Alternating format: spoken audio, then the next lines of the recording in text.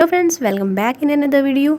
आज हमारा चैप्टर है चैप्टर 10 बिंदु, रेखा, रेखाखंड, तल, तलखंड, वक्र, किरण और कोण की संकल्पना।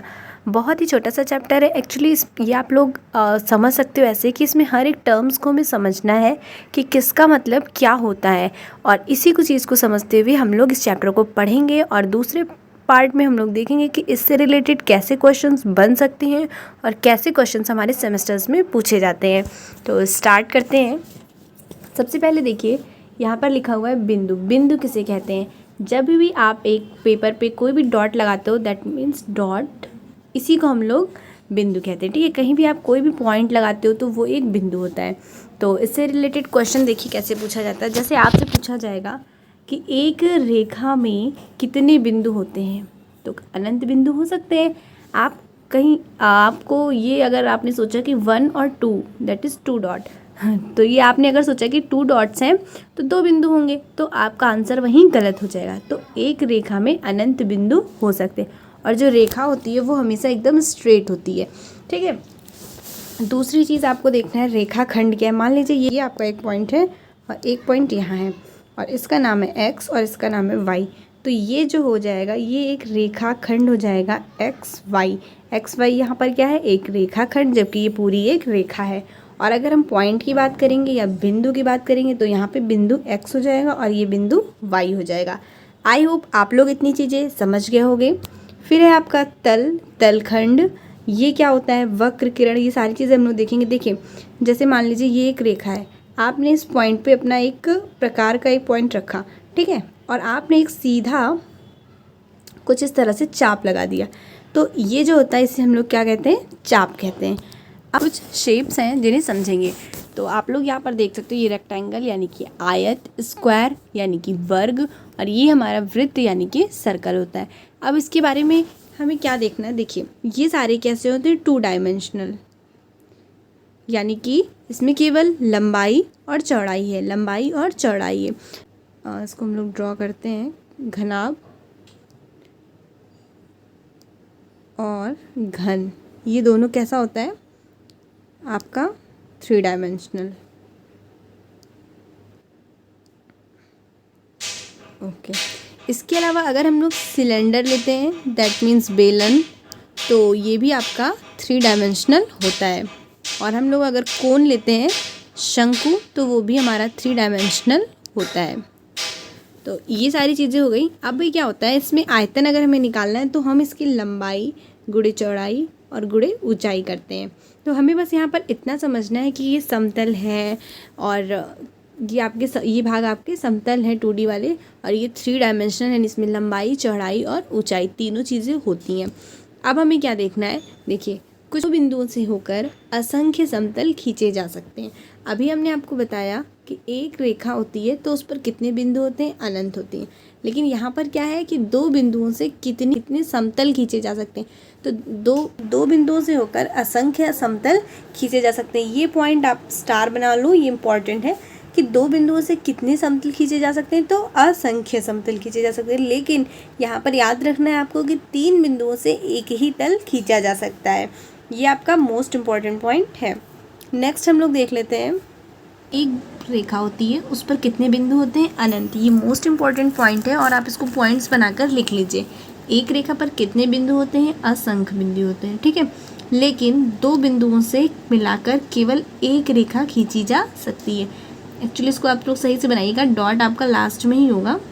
तो यहाँ पे आपको याद रखना है कि 2 बिंदुओं से केवल एक रेखा खींची जा सकती है। इसको आप लोग एज इट इज़ नोट कर लीजिए। लेकिन एक बिंदु से अनेकों रेखाएं खींची जा सकती है, यानी कि कितनी रेखाएं खींची जा सकती हैं? असंख्य रेखाएं खींची जा सकती हैं। एक बिंदु से असंख्य रेखाएं। ठीक है, देखिए अनंत कितनी रेखाएं खींच सकते हो, आप उसको काउंट भी नहीं कर सकते हो। तो एक बिंदु से असंख्य रेखाएं खींची जा सकती हैं, लेकिन 2 बिंदुओं से केवल एक रेखा खींची जा सकती है। और इसी तरह हम लोग समझ लेते हैं, फिर से देख लीजिए, एक बिंदु से अनंत रेखाएं और 2 बिंदुओं से केवल एक रेखा खींची जा सकती है। तो इस चीज़ को समझ लेते हैं। ये देखिए, यहाँ पर हमें लिखा भी है कि समतल में दिए बिंदु से जाने वाली रेखाओं की संख्या असंख्य है और ये सभी कागज़ की तल पर स्थित हैं। अब आप ऐसे समझ सकते हो कि 2 बिंदु दिया हुआ है और उससे आप लोग केवल एक तल पर एक रेखा ही खींच सकते हो। ठीक है, ये आपका समझ लीजिए बिंदु है। अब अगर आप इसी तल पर दूसरी रेखा खींचना चाहें तो वो संभव नहीं है, लेकिन अगर एक बिंदु है हमारे पास तो हम उससे बहुत सारी रेखाएं खींच सकते हैं। ठीक है, तो आई होप ये डिफरेंस आप लोगों को समझ में आ गया होगा। नेक्स्ट हम लोग देख लेते हैं। देखिए यहाँ पर भी वही चीज़ें लिखी हुई हैं। तल में दिए 2 बिंदुओं से केवल और केवल एक रेखा खींची जा सकती है जो कि पूर्णतः उसी तल में होती है। आप देख लीजिए, जैसे कोई भी एक तल है, इस पर 2 रेखाएं खींची हुई हैं और यहाँ पर तो थोड़ा सा टेढ़ी हो गई है, बट आपको एकदम सीधी समझना है इसे। और इनके बीच की जो ये लंबवत दूरी है, ये हर बार कैसी है, बराबर है। ये लंबवत दूरी बराबर है, तो ये दोनों रेखाएं कैसी होंगी, समांतर रेखाएं।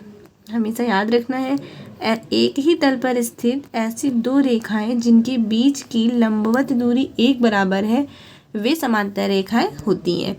तो यहाँ पर देख लीजिए लिखा हुआ है, एक ही तल में स्थित 2 रेखाएं जो प्रतिच्छेद नहीं करती हैं उन्हें हम लोग समांतर रेखा कहते हैं। उसके बाद हमारा ये क्वेश्चन है, एक ही तल में स्थित 2 रेखाएं परस्पर प्रतिच्छेद करती हैं अथवा समांतर होती हैं। मतलब अगर वो प्रतिच्छेद कर रही हैं तो वो समांतर नहीं होंगी, लेकिन अगर वो एकदम सीधी हैं और इनके बीच की लंबवत दूरी बराबर है तो वो रेखा कैसी होगी, समांतर होगी। नेक्स्ट देखिए, गणित के उपकरण तथा पर्यावरण में उपलब्ध वस्तुओं से प्रश्न पूछकर बिंदु, रेखा, रेखाखंड, तल दर्शाने के लिए कहें। मतलब आप अगर जिस रूम में बैठे हो तो वहाँ पर आप अपनी सीधी रेखा ढूंढो, समांतर रेखा ढूंढो और प्रतिच्छेद रेखा ढूंढो, प्रतिच्छेदन बिंदु ढूंढो और रेखाखंड ढूंढो। ये सारी चीज़ें हैं, तो ये तो आपको नहीं करना है अभी फ़िलहाल। और उसके बाद देखिए, ये सारी चीज़ें हमें दी हुई हैं। यहाँ पर घनाभ है, गोला है, बॉक्स यानी कि वो दिखाया गया है शेप आपको, और बेलन है, शंकु है, पत्थर का टुकड़ा। तो अभी हमने आपको बताया ये कैसा शेप है, 3 डायमेंशनल, और आपका गोला है और ये भी 3 डायमेंशनल है। उसके बाद है आपका बॉक्स, बेलन, शंकु और यहाँ पर पत्थर का टुकड़ा। तो हमें यहाँ पर जो निष्कर्ष निकला है वो देखना है। जैसे कि यहाँ पर कहा गया है, चित्र में घनाभ तथा बॉक्स की आकृति को देखने पर ज्ञात होता है कि इसके 6 पृष्ठ होते हैं। देखिए, इसको आप लोग कैसे याद रखोगे, जो हमारे पास एक पासा होता था बचपन में जिससे हम लोग लूडो वगैरह खेलते थे, तो उस पर कितनी डिजिट होती थी, 1 2 3 4 5 6 डिजिट, और वो चारों इस जगह पर लिखा होता था। ठीक है, आगे और एक पीछे। हाँ, तो ये 6 डिजिट होती थी। तो 6 इसकी हमें जो दिखाई देती थी उसे ही हम लोग 6 सतह या फलक कहते हैं। ये आपको याद रखना है। फिर देखिएगा, यहाँ पर प्रत्येक फलक के 4 कोने होते हैं जिन्हें हम लोग शीर्ष कहते हैं। मतलब आपका ये एक सतह है या ये एक फलक है, तो इसके 4 कोने, 1 2 3 4। तो टोटल एक घर में कितने फलक या कितने शीर्ष होते हैं, तो हमेशा याद रखना है आपको 8।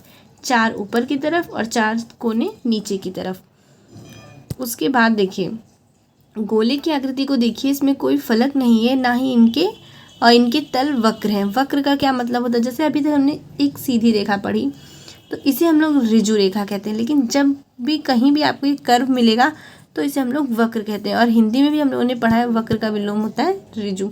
तो वही बताया गया है कि वृत्त में तो कोई भी सीधी रेखा नहीं होती बल्कि एक कर्व होता है। बेलन शंकु में कोई सीधा किनारा नहीं है। बेलन और शंकु का आधार वृत्ताकार है। जो हमारा बेलन होता है दैट इज सिलेंडर, तो इसमें क्या याद रखना है कि इसका जो बेस होता है ये वृत्ताकार होता है, और यहाँ पर आपको सीधी रेखा दिख रही है बट ये कैसा होता है, ये भी आपका वृत्ताकार ही शेप होता है। समझ लीजिए, ऐसे ऐसे वृत्त बनते बनते आपका बेलन बना लेते हैं। और शंकु का भी बेस जो होता है वो कैसा होता है, वृत्ताकार। अब हम लोग आगे देख लेते हैं ये सारी चीज़ें। अब हम लोग समझ लेते हैं किरण क्या है और एक रेखाखंड क्या है और इन दोनों के बीच का डिफरेंस। जहाँ पर अंत्य बिंदु निश्चित होता है उसे हम लोग किरण कहते हैं। और अब हम लोग देख लेते हैं रेखाखंड। ये आपके कोई रेखाखंड है जो दो बिंदुओं से बनी है, ए और बी, और ये आपका एक रेखाखंड है। निम्नलिखित में रेखा तथा रेखाखंड तथा किरण की पहचान कीजिए और और यहाँ पर ये आपकी एक रेखा है ए बी, और ये आपकी एक रेखाखंड है एक्स वाई। ये आपकी रेखा है पी आर, और ये भी आपका रेखाखंड है एम एन। और यहाँ पर आप देख सकते हो आर एस क्या है, एक किरण। अब हम लोग देखेंगे किरण का यहाँ पर क्या यूज़ है। ये देखिए, ये एक किरण है और ये दूसरी किरण है, मतलब एक बिंदु से अगर दो किरण खींची जाती है तो उनके बीच में ही हमारा एंगल यानी कि कोण बनता है। पर देख लीजिए, एक ही बिंदु से निकलने वाली दो किरणों के मध्य एक कोण बनता है, जो कि अभी हमने आपको बताया है। यहाँ पर देखिए, ये कोण बी और यहाँ भी ए बी सी।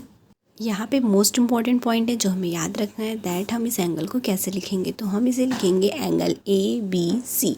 हमेशा याद रखिएगा, जिस एंगल को हमें रिप्रेजेंट करना है वो एंगल हमेशा बीच में लिखा जाएगा, जैसे कि हमने यहाँ पर लिखा है ए बी सी।